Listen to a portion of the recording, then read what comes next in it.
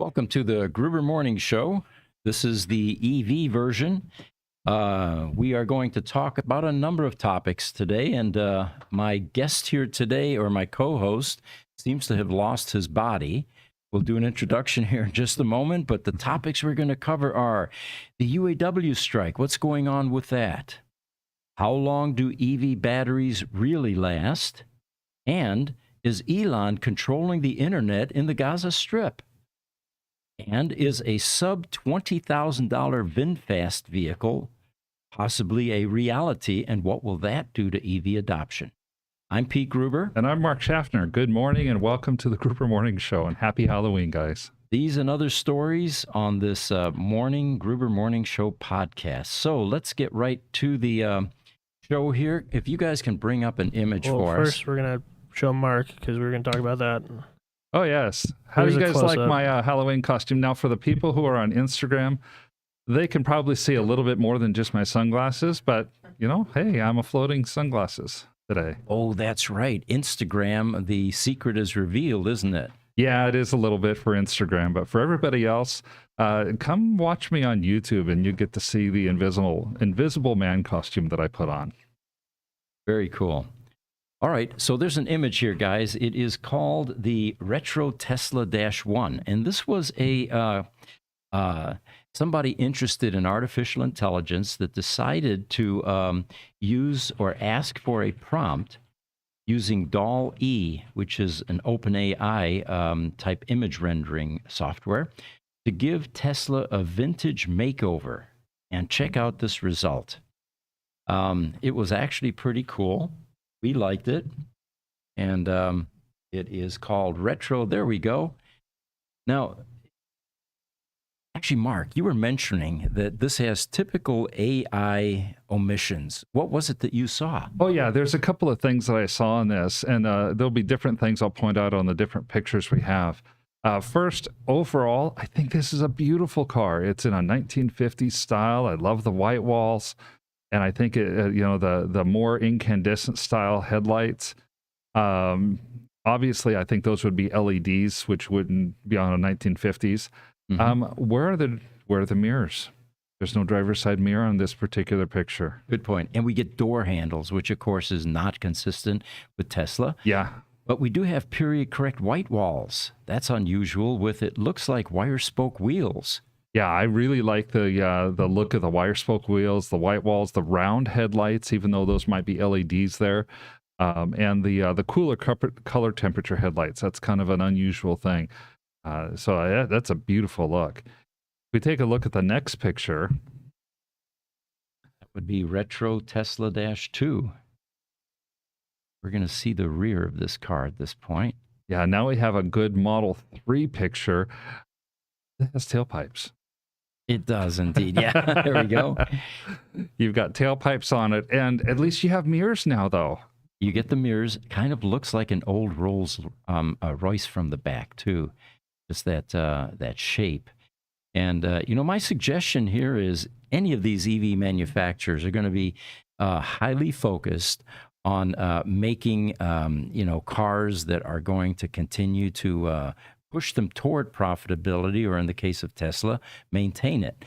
But down the road somewhere, once they've got their products stable, I would invite Franz von Holzhausen's team to consider going into something like this, a retro-looking vehicle perhaps, or something that deviates from the norm. Oh. It's not going to be high volume by any stretch. Exactly. I really, really love the lines on this. The two-tone paint is just gorgeous. And it's got very much that Model 3 look with a retro style. And then picture number 3, Jesse, Retro Tesla -3. And here we begin to see some Tesla influence on the interior of the car. Yes, on the interior of the car, if you're going to go true 1950s style, you're not going to have a center console like that. No, you don't. Yeah, there's no transmission tunnel necessary. Yeah, no transmission tunnel necessary. You're not going to have bucket seats. You're going to have a bench seat in the front, and you will have some sort of stems on the steering wheel column. Some stalks on there. And, to really be retro, we need a steel dash rather than this padded dash that they're showing. Right, exactly. But overall, again, it's a beautiful concept of the interior. And like we've talked about in the past, this interior is it's inspiring. It is indeed. And, no seat belts either, which is, of course, also period correct if we're going back to the 50s. So, yeah. That's right. Very cool. So anyway, we're hoping that the Tesla designers are inspired by this creation using Doll-E, which is a pretty cool program. We use Midjourney, which is what created our background here again for the studio. And one thing that we want to point out this morning is we have combined both the EV broadcast or podcast and the Roadster podcast. The EV podcast will end around 11 o'clock. And from there, we switch over to the Roadster topics. Yeah, so they're not combined. They're separate. It'll be a separate show that you have to click into. Okay. All right. Fair enough. Different thumbnail, everything. And so we'll do a transition here in about an hour or 55 minutes.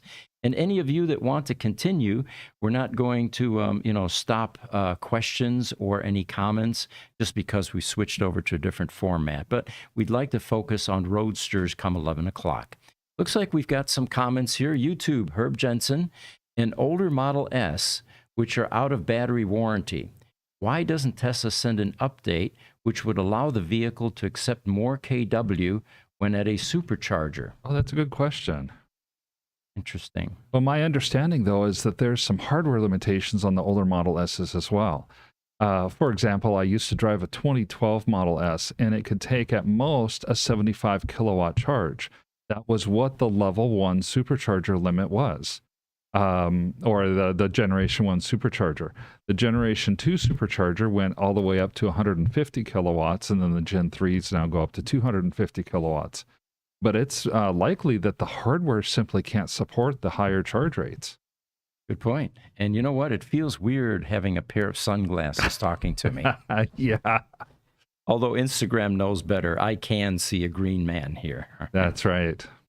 So it looks like Nolvers53 has joined us. Nolver53 from YouTube, good morning. Good morning, thank you for Nolver. joining us. And, until our audience gets familiar with our new podcast schedule, I think it's going to be probably less participation than we're used to, but this will be our schedule now going into the next few months, and I don't see any deviation. So put that on your calendar. It's 10 o'clock Tuesday mornings now for the EV podcast and 11 o'clock for the Roadster portion. And one important note for everybody out there listening, we're in Arizona. Arizona does not change time when the time change occurs, and I think that's either next week or the week after. I think it's next week on Sunday.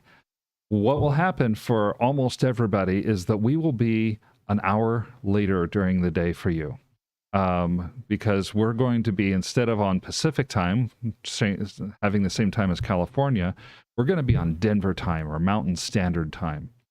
So what for us stays the same, for everybody else, you're going to see an hour adjustment in your time.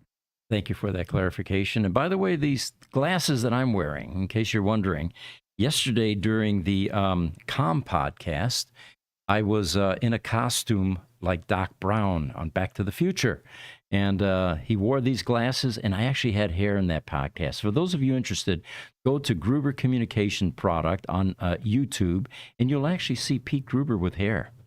I had a white smock on, just like a scientist would have, and it was pretty cool. Now, I'm going to try to hang in there with these glasses. They're very heavy, they're uncomfortable, and at some point you may see me bow down and put my regular glasses on because I certainly could not expose my eyes to the audience. That's right. You can't have them thinking that you're a real person or something, just right. like me. So we've got a comment here from Gary Black, who is a financial advisor, apparently, and he talks about Lucid. And here's his statement. He says, despite huge advance spend, advertising spend, okay, those acronyms always kill me. Despite huge advertising spend, Lucid delivered just 1,457 EVs in the third quarter, versus the 2118 expected. And then year to date, he talks about what their production is. And despite the fact that they've shipped 700 cars to Saudi Arabia for final assembly, he talks about some of this guidance and and he's got pretty dire predictions. So you were going to weigh in on this. What's your thoughts about Lucid? I definitely do have some opinions on this particular one. You know, Gary Black is an investment advisor, and he says, we believe that Lucid stock price could fall to around $3, assuming that Rivian's 2023 revenue goes up like it's expected. He said Lucid's biggest negative is a failed product strategy, and it's focused on the over $100,000 sedan segment, which is tiny and shrinking. Mm-hmm. He goes on to say, no amount of advertising can overcome a bad product strategy. Well, I have a completely different take here. I took time to research what professional market analysis marketing companies are saying about the luxury auto segment, luxury sedan segment specifically. Based on what I found, I completely disagree on that part of Gary Black's comment. And really, that's the part that underpins his comment overall. The luxury sedan segment is not tiny and shrinking. If you could put up a graph, Jesse, and it's the pyramid graph, and I don't have the name of it right in front of me. There's EV sales, maybe? Yes, I think the pyramid is luxury car market. Luxury car market. Okay. This luxury car market graph comes from an article published around mid-1922 by professional marketing company McKinsey & Company. They show what they expect to be the overall EV marketplace for the next 10 years from 2021 to 2031. What they're saying is that the compound annual growth rate for cars less than $80,000 is going to be about 1%. The compound annual growth rate for cars that are in the luxury segment, $80,000 and above, is going to be at least 8% per year through 2031, and could be as high as 9, 10, or even 14% for the most expensive cars. They go on to say that by 2031, 65 to 75% of all cars priced between $80,000 and $150,000 are going to be electric. And for the cars that are between $150,000 and $500,000, that second tier and third tier, it's going to be between 80 and 90% of all cars that are probably going to be electric in 2031. That means that you have a market of 3.5 million cars a year being sold by 2031, and around 75% of those cars are going to be electric vehicles. Well, that means that your electric vehicle car market for the luxury cars in 2031 is going to be about 2.5 million cars a year. At that point in time, you'll see possibly Volvo, BMW, Mercedes, Audi, Lucid, and Tesla. Right now, the only two automakers that have a large inroad to that market really are Lucid and Tesla on the EV side. BMW, Mercedes, and Audi are just now getting going on their electrification plans. So with all that type of marketing information, I think Gary's forecast is fatally flawed. I do not think that this market is tiny and shrinking, and as a result, Lucid has some issues with production, but it's not bad product strategy. Thank you, Mark. YouTube, JBiz Tech says, hey, I'm new here. Hi, welcome. Thanks for joining us. He also says you have 2 live streams. Why? Jesse, do you want to chime in there? I mean, we have 8 live streams. We have streaming on multiple platforms. So we don't have doubles on one. It's just a number of different platforms. Yeah, well, I think we use what in the marketing terms, this is called omnichannel marketing. We live stream everywhere we can. Mm-hmm. Okay. YouTube, Nalver53 says, has VinFast made any progress in building a manufacturing plant in North Carolina? I want to see them succeed, but the issues with their VF8s keep me away from considering that vehicle. We don't have an update on the progress of the North Carolina plant. And I think, Mark, you were saying, too, that there had been some negative feedback about the quality or performance of the vehicles so far. Yeah, the VF8 is probably that's kind of their flagship vehicle, and it has been terribly plagued with quality issues, build issues. They're not unlike the quality and build issues that a brand new automaker might come up against. So, considering that, I'm like you though. I think and hope that VinFast can be successful. I think the marketplace is big enough and growing fast enough that they're going to have a good chance for success if they can get their quality issues taken care of. So the article that I'm going to share with you at this point is Vietnamese automaker VinFast is reportedly considering adding a fifth vehicle to its planned U.S. lineup. And it's a very unlikely choice. It's the VF3 Mini crossover. We've got a picture of that, Jesse. If you can pop up VinFast Exterior 1, that'll give us a front view to start with. And it is designed for the Vietnamese market. I don't know what that means. How would that be different from the U.S. market? But maybe smaller, narrower roads. I think it's that it's smaller. These vehicles like this are very special. You know, when you go to China, when you go to Europe, when you'll know from Europe, the smart cars and the Fiats and stuff like that, they're little tiny cars compared to what we have here in the United States. They do a little bit better in those narrow cobblestone streets where the buildings were built well before any kind of transportation other than horse and buggy. Right, exactly. But what they're saying is that this VinFast VF3 could have potential for the U.S. market as a sub-$20,000 city car, targeting the budget-minded Americans. They know us well. VinFast representatives told Automotive News in this article. It was first shown in June of this year, and the VinFast VF3 is a boxy, high-riding, two-door vehicle. There's another picture here, Jess. VinFast VF3 Exterior 2 will show you the back of this car. It's just 122.6 inches in length, making it some 10 inches shorter than the similar Baojun Yep co-developed by GM with its Chinese partner SAIC in Wuling.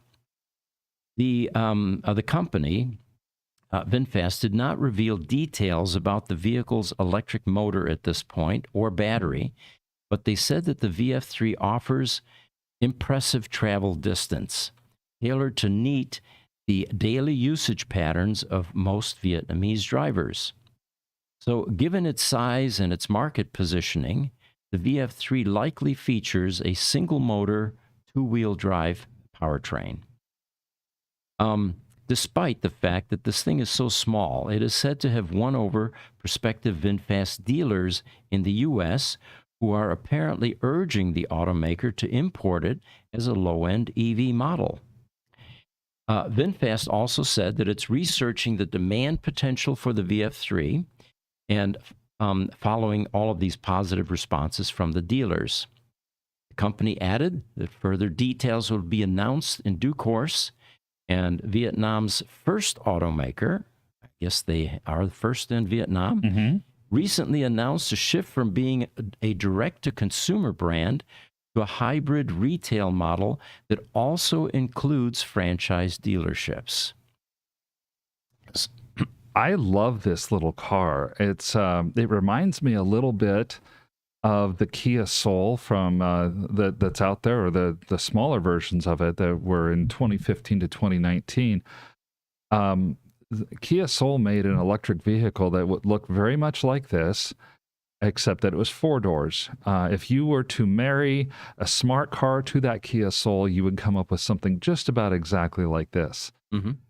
The Kia Soul that I drove for 5 years was a 90-mile range, a 27 kilowatt battery. So it really was that city car that we talk about. And other than the fact that we knew we couldn't take it on long trips, it did everything we needed. And Phoenix, the Phoenix metro area is a notoriously large metropolitan city. For example, my daughter lives in the northwest corner of Phoenix. My son, for a while, lived in the southeast corner of the Phoenix metro area, and the two of them lived nearly 100 miles from one another. We could take our Kia Soul anywhere at any time and do whatever we needed as far as commuting and traveling and anything in city. If this vehicle had the same type of architecture, say a 35 kilowatt battery and a smaller electric motor that probably sits in the front as opposed to in the back, it would be a little zippy front wheel drive with about 150 miles of range, and it would be a fantastic car. At $13,500, to me, this has the potential to really be a game changer in the United States. People are looking for a new car that's inexpensive to drive. A cute little car like this that would be a city driver, I think a lot of people would snatch up, and then it could have a really large impact on the EV conversion overall. And, unlike the current trend where the new EV manufacturers are going direct to consumer, it turns out that VinFast is currently in the process of selecting dealers across the U.S. So if you're interested in becoming or broadening, if you're a dealer and you want to broaden your product line, this might be a company to check with. It says that it has regulatory filings and has already recruited 27 dealers in a dozen states to sell its EV after holding meetings with the dealers. They also said that they are 100 of their current dealers. I'm sorry, of the dealers that attended the event. Now they're saying there are 100 of them. They had 27 earlier in this paragraph. All right. So 100 of them were unanimous in wanting the VF3 for the U.S. market.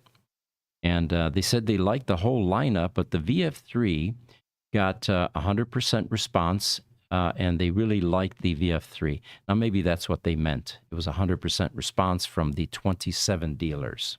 Yeah, I think that there may be more than 27 dealers that they're talking to, and 27 have signed up. And it may be that dealers who attended the event were not necessarily dealers that have signed up with VinFast yet. They haven't signed up yet. Okay, that makes sense. But, think about it, with the way that car prices have gone up recently, if I'm an automotive dealer and I hear about the opportunity to be able to sell a new car for $20,000 and tap into a huge market that is currently underserved, in my opinion, I think that if I was a dealer, I'd be very enthusiastic about this as well. And not because it's an EV, but because it is a good quality, cheap car. Yeah, and they call it a sub 20,000, so it may be even more attractive. And then, of course, you throw in some of those credits that go along with that, and the incentives that the federal government may throw at this. This could be a game changer. They said that that this tiny EV has the potential to become the new national vehicle for the Vietnamese people. And they have not yet released the final price in Vietnam or in the U.S., but they said that sales of the VF3 in Vietnam are expected to start next year, with deliveries to begin in the third quarter of 2024. Wow. This is one that I'm definitely going to be watching. I'm still kind of mocking the VinFast stock, though. It's still down around $4. With a high at one point and up past 90, I think you were saying, 94? It was up around $91 or $92 at its height. Amazing. Okay, TikTok. Bill Wood is joining us. He says, when do you think Tesla will come out with the 625-mile battery for cars? It takes a while for Tesla to come through with things like this unless they've made an announcement. I don't have a crystal ball, Bill. I wish I did. What do you think, Mark? Yeah, I do think it is a when and not an if for Tesla coming out with a long-range battery like that. I have a feeling it's not going to happen until there's a technology change, possibly something along the lines of a solid-state battery that gets integrated into Teslas. Yeah. And that may be a few years out still. Do you guys know the range on the new Cybertruck? How they came out with it? I thought that was supposed to be like in the 400 or 500. don't remember. I know we've talked about it in previous podcasts. We've talked about it some, but I have not seen anything recent on range or price. And those are two things that are really, really highly anticipated in the marketplace. I'll bet you this is where Cass goes on the internet and pulls up some fact checking for us. Oh, I'm sure she will. YouTube, the John Sick says, as Tesla's age, we have a video by that name, by the way, on YouTube, will supercharging older and refurbished batteries become an issue? The only thing I worry about with the EV transition is not making throwaway cars. They need to last. Well, as Tesla has matured, they have made adjustments to the battery charging capability for a number of safety reasons. So yes, I would foresee that could become an issue. How prevalent, though, is yet to be determined. Later in this podcast, we're actually going to talk about how long do EV batteries really last. And it was a surprising set of statistics that we were able to collect. Oh, it definitely was. And we've talked recently about how we took a look at, I don't remember the research company now. They took a look at batteries that had been highly supercharged, meaning more than 90% of the charges that took place on a car were through a supercharger, and compared them with cars that were virtually never supercharged. At least 90% of the time they were put on either a destination charge or even a 110-volt charge. The surprising finding was that the battery management systems and the battery safety systems completely account for any heat that gets into the battery as a result of supercharging. And the supercharging, as a result, does not impact the batteries really in any meaningful way whatsoever. The other surprising thing that we found was that the researchers discovered that this was not unique to Tesla. Although they looked at Tesla as their sample, when they did comparisons of the battery management and safety systems in other manufacturers, they found that the same type of safety protocols and mechanisms that were in Tesla also existed in other manufacturers. And their conclusions were that this was not going to be a problem in the future as far as supercharging causing extra heat or causing batteries to degrade faster. For those of you tuning in late, all of that commentary was coming from that pair of sunglasses that you see floating above that microphone. Yes, this is, by the way, I'm waving right now. Instagram can see it, and they're probably the only ones. Niels is chiming in from Denmark. From YouTube, he says, yes, the throwaway trend really is a big problem, but not just for EVs, gas cars too. He says manufacturers should be forced to make them highly repairable and durable. You know, on the durability side, the good news, Niels, is that at least here in the U.S., people own cars longer now than they have ever since automobiles have been invented and first manufactured. Cars are now operated and owned on an average lifespan of about 12 years, and that is the highest ever, and it continues to go up. And of course, with electric cars, with fewer maintenance issues, we expect that window to open up even further, despite what the manufacturers may prefer, which is to make them disposable, which I don't think is the case with Tesla, by the way. But yeah, things should improve in that regard. Yeah, I think so. So I looked up to see what the range was, Yeah. right, for the Cybertruck, and I'm on Tesla's website, and it says, well, first off, the acceleration is 0 to 60 in less than 2.9 seconds and up to 500 miles of range.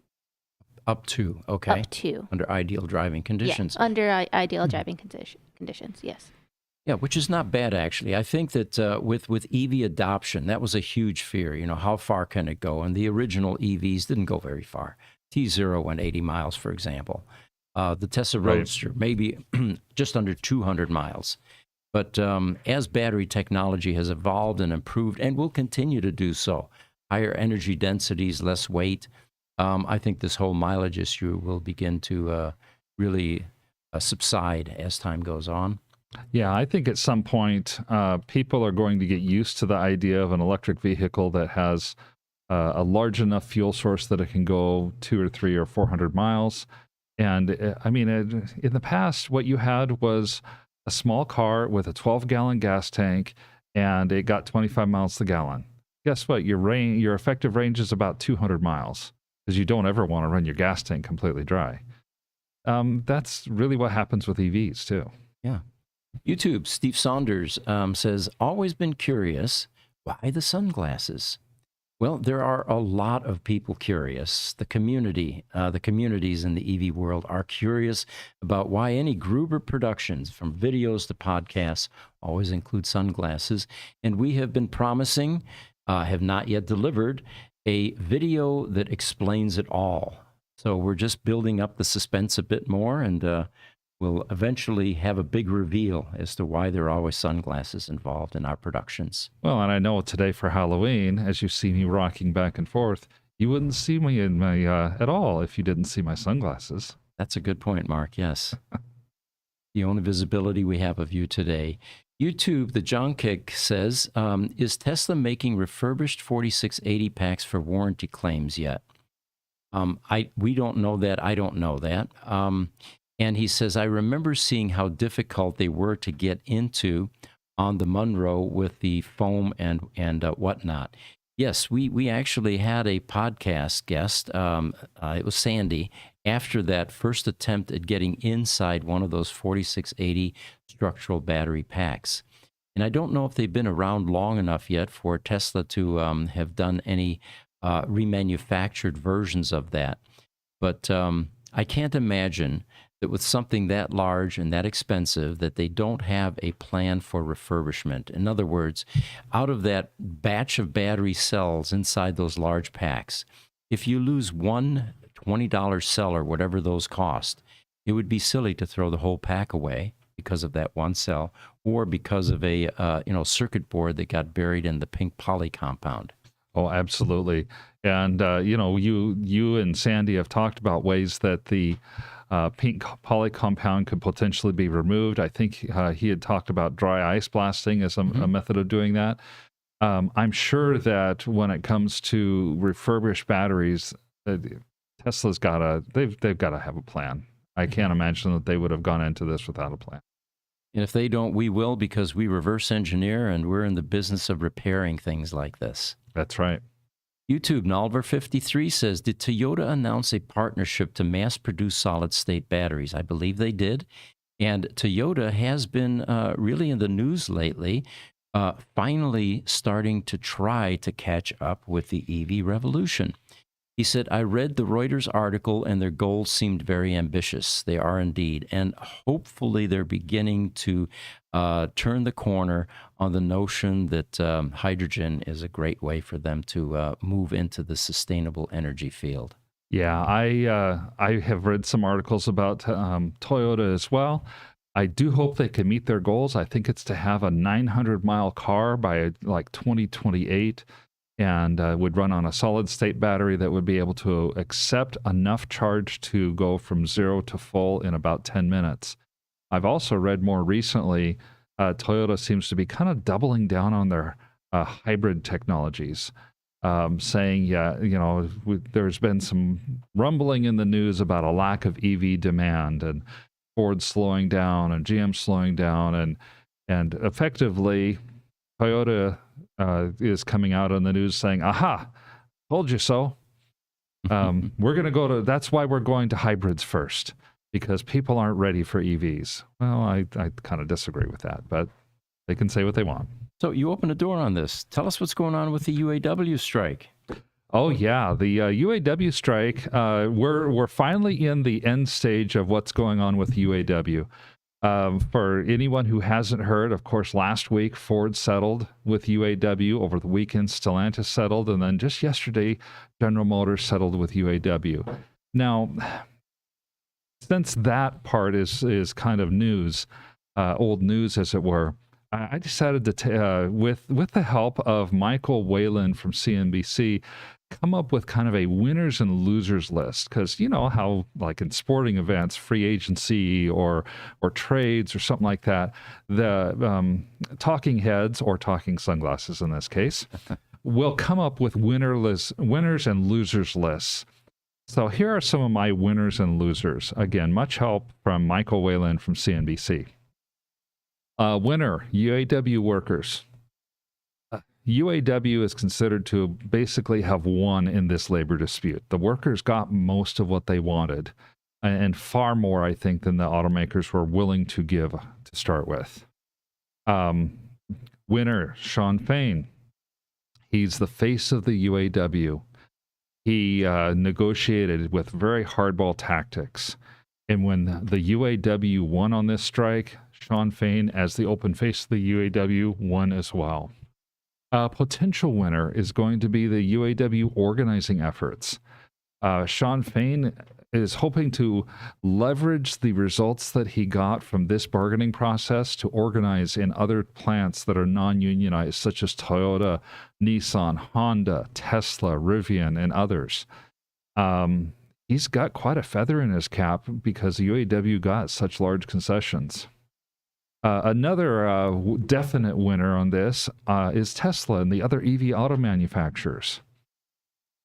Ford and GM during this process both decided that they needed to be much more cost conscious as they move forward as a result of this strike. And so partly as a result of that, both of them announced either delays in Ford's case or slowdowns in Ford's case, or even outright delays in General Motors' case for the production of their electric vehicle lines. This is going to give Tesla and the other EV manufacturers like Fisker, Rivian, and Lucid more time all by themselves in the marketplace. President Joe Biden is another winner that we have. He chose the winning side in this dispute. UAW came out far ahead of the auto manufacturers. And now his political support of the UAW during this time is going to be called upon over the course of the next year during the election, and he's going to call for them to support him now as well. And he very well might get it where he may not have before. Here's some of the losers, the big three automakers, obviously. It looks like the big three automakers, Ford, Stellantis, Chrysler, and General Motors, underestimated the UAW strategy. One of the reasons I say that is that the UAW strategy always kept the automakers off balance. It minimized the amount of expense that they had in their strike fund. They didn't have to pay all 80 to 100,000 workers. They only had to pay what started out with just a few thousand workers and ended up with about 20,000 workers for their strike fund. It also successfully did something that's never been done before, and that was to pit the automakers against one another in the negotiating table. Usually, the automakers were always on the same side, and Sean Fain was masterful in the way that he got to get the automakers to work against one another to give him a better deal. Other losers, the investors. Stellantis stock is down 4%. Ford is down about 18%. General Motors is down 23% since the strike started. All three automakers are saying that they are going to have losses somewhere between $800 million and $1.5 billion as a result of this strike. And at least Ford and General Motors are talking about making downward revisions on their income estimates going forward, partly as a result of the negotiated settlement with the workers. Increased costs. The increased costs, which are probably going to be somewhere around between $800 and $1,000 a car. Two other potential losers, non-union plants. Even if the non-union plants don't organize, the fact that these UAW workers in many cases got raises as much as $25 to $35 an hour, they're going to see a lot more pressure, wage pressure. And if the management of those plants doesn't want the union to come in and have them become a union shop, they're gonna see and feel the pressure to raise wages to help match what's going on with Ford, General Motors, and Stellantis. Finally, the One of the biggest losers in my mind, though, is the EV industry overall. Both Ford, which said they're going to cut back a shift on the Ford Lightning, and General Motors, which announced a year-long delay on at least 3 of their electric models. Those they did those for cost-cutting reasons, but that hurts the EV industry. And considering the type of government regulation and government intervention that's going on, not only in the U.S. but worldwide, to try to push electric vehicle adoption, we don't know yet how much this is going to cripple these manufacturers in coming years. But my fear is that it could cripple them and really hurt them a lot. And the losses that they have achieved as a result of the labor negotiations might be minuscule compared to the losses of their slowdown in making this critical transition to EVs. One loser that I think you left out, Mark, was the consumer. Yeah, I think you're right, Pete. This is going to raise prices. It's inevitable, and it will potentially cripple these 3 U.S. auto manufacturers. And we all know what happens just before any demise is there are government bailouts, which the taxpayers fund. I think you're right there. You know, in the 1970s, the UAW got really large concessions from the automakers. And looking back through the lens of history, those concessions led the automakers to make cars that people didn't want. And it opened the door for the foreign automakers, which never really had much of a foothold before the 1970s, to come in and make vehicles that the marketplace wanted.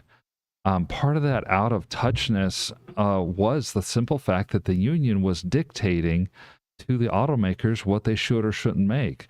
It wasn't the marketplace dictating to the automakers what they should or shouldn't make. And so the automakers ended up closing plants, having massive layoffs. The workers ended up losing from all of that. And Honda and Toyota and Nissan are among the big 3 foreign automakers that really got a foothold in the U.S. as a result of what happened in the 1970s. And then, of course, it transcends out to the vendors and to the suppliers, which are already feeling the pain because of the downturn in business. Yes, most definitely. Most definitely. We have several questions, it looks like, up here. Bill Wood says, my 2016 X with 50,000 miles gets 209 miles on a full charge. It's down from 225 new. You know, Bill, that's not bad. I had a chart. I looked for it just now, but there is a decline or a degradation in the amount of range that you will get with an electric vehicle. And what you're describing there is not uncommon. Yeah, it seems like it's pretty normal. Like you say, Pete, it's not bad. What you're probably going to see, Bill, is over the next 50,000 miles, you might go from 209 to 205, though. You'll still see some degradation, but the rate of degradation is not a straight line. It will settle down, and you'll still have a lot of miles in your car. It's not linear, correct. YouTube, Stephen Saunders asks, how hard will it be to repair a structural battery pack or to replace the Cybertruck or the newer Model Y? Well, we aren't able to weigh in on that yet because everything that we do at Gruber Motor Company is out of warranty work.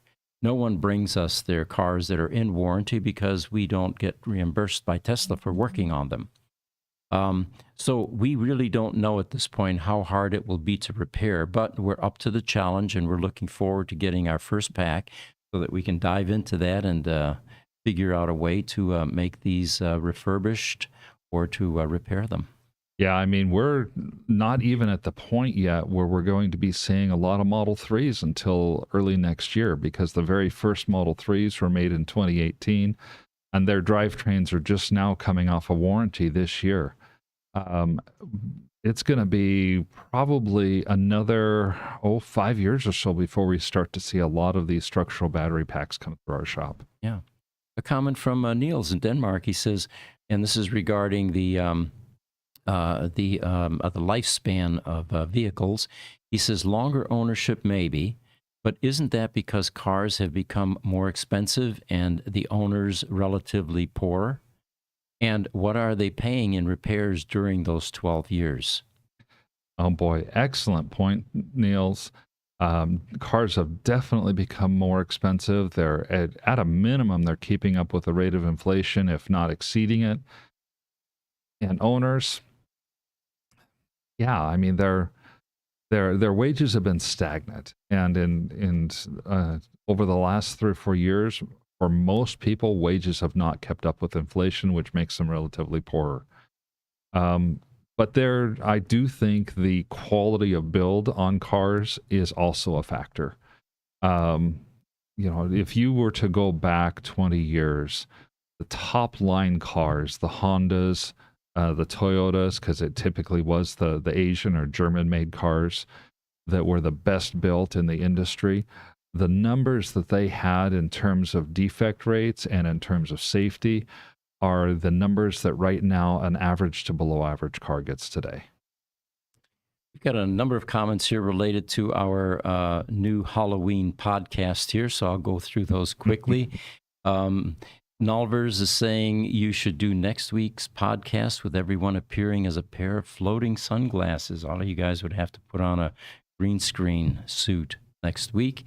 Niels is saying today's cars are perhaps 10 times more expensive to repair than my old W201 Mercedes, for example. Yeah, that's true, Neil. And then Niels is saying a black mustache would go well with the black glasses. Yeah, we didn't think of that. That would have been a great idea. Yes. And then YouTube, the Jongsik says, how do Tesla wages compare to UAW? I feel like I can't get good info on that in the media, which seems to be largely anti-Musk and anti-Tesla. The best I've been able to find on the wages is that the average wage of somebody who is working in the union shop now is going to be around $35 an hour. The wage range will go from $30 to about $42 an hour. One of the more, to me, upsetting things about this is that it looks like virtually everybody in the automobile manufacturing is going to be on the same wage scale. And the reason I don't like that is that it smacks of a socialist or communist style of governance. Think about it this way. If your janitor got the same wage as your software engineer, who would ever want to go through the expense of becoming a software engineer? Good point. Everybody's going to want to just be janitors because they can just do their work and not have to necessarily work that hard and go home and live life. Or plumbers. Or yeah. Any number of these trades that, and I'm sorry, I don't want to disrespect janitors, just that the whole idea here is that it's a lower skill trade that a lot of people could do without much training, as opposed to a higher skill trade like an engineer or somebody like that takes some training, that takes some investment and takes time to be able to do. Getting everybody onto one wage scale takes that incentive away for people to be better. And we have been conditioned to believe that the more investment we make in our education, that there is a reward down the road for that. Exactly. Hey guys, real quick, sorry, yeah. I gotta interrupt. We only have 5 minutes left of this show, and we do have to end right on time. Okay. So do you want to quickly go over Elon sending Starlink over there? Because that's in our title. We do. Okay. So, yeah, Elon has spoken to Israel's Shin Bet head. I had to look that up. Shin Bet head. Shin Bet in the Israeli political system is the equivalent of the FBI. The Mossad, which we've heard about, is the equivalent of the CIA. So anyway, the head of Shin Bet is Ronan Bar, is his name. And he said he has spoken with Ronan Bar, this is Elon, saying that he would enable some internet in the Gaza Strip through his Starlink satellite network. He told Bar that he would grant access to recognized aid organizations only, And it is believed that the Israelis were successful in having cut off much of the Strip's internet and phone access to limit Hamas's communication capabilities as it expands its ground operations in the territory.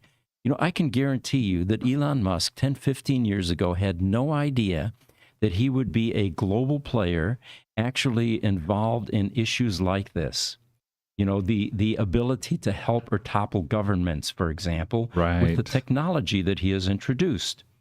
So hats off to Elon for wise choices. Maybe it was accidental. Maybe he didn't realize this, but you see him in the news quite a bit. Do you remember the Ukraine issue? I do remember that a lot. And, and how much blowback and criticism Elon got for allowing the Ukrainians to be able to use Starlink for communications and internet access. Yeah. I realize that Elon is, he's using prudence here. He's not just going out and giving it to everybody automatically. And because he realizes that in this case, an organization that, I guess the best way to say it would be, doesn't align with his morals or the morals of most Western governments, has gone out and has captured civilians and killed, over 1,000 civilians. And he's like, well, I want to make sure that the right people get communication, but not necessarily everyone. So according to Channel 12, they said Musk said he would double check with Israeli and American security officials before enabling or touching any of the connections. Right. So that's good news. Looks like we're going to be wrapping here shortly, but let's get to a few of these questions, and anything that spills over, we'll bring over into next Tuesday if it's still relevant.